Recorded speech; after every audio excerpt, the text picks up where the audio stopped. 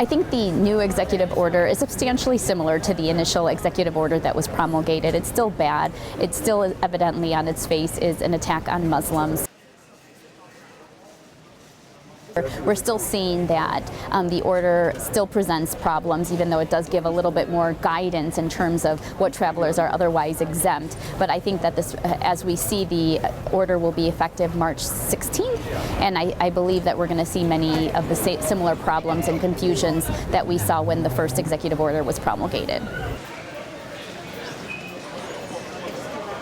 My biggest concern about this order is that we are specifically targeting people, innocent individuals that otherwise have no connection to terrorism or that do not present a risk. And this is harming everyday people who are traveling to this country for legitimate reasons. The reality is that this is still going to harm many innocent people and who have legitimate reasons for traveling and being in this country. And I think that at the end of the day, it's, as everyone has noted, it's very un-American. This country is a country of immigrants, and we need to recognize that. And we can't have flat-out bans as we've been having that specifically really impact one group of people.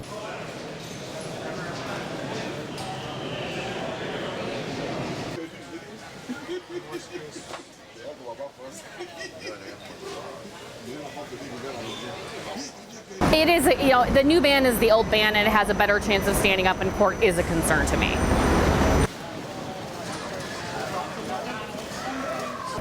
It's going to be a lot of he said, she said with customs, and customs is holding all the cards.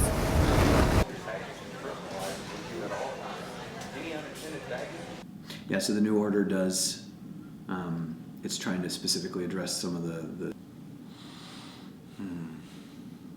It's a little clever in a certain way, because when you have people detained at airports, you put the spotlight right at the airport.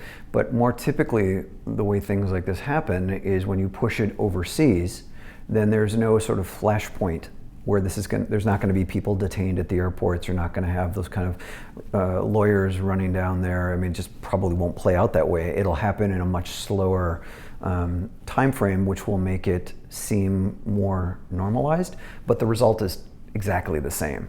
And it's all these artists that are coming together to But when you look at what's happening to the clients and to the families of the people we serve that are legally here, they're terrified.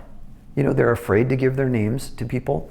They're afraid when they get on the bus because they're getting accosted. They're afraid to drive down the street wearing a hijab or just to live out what we call religious freedom, as I understand it in our country.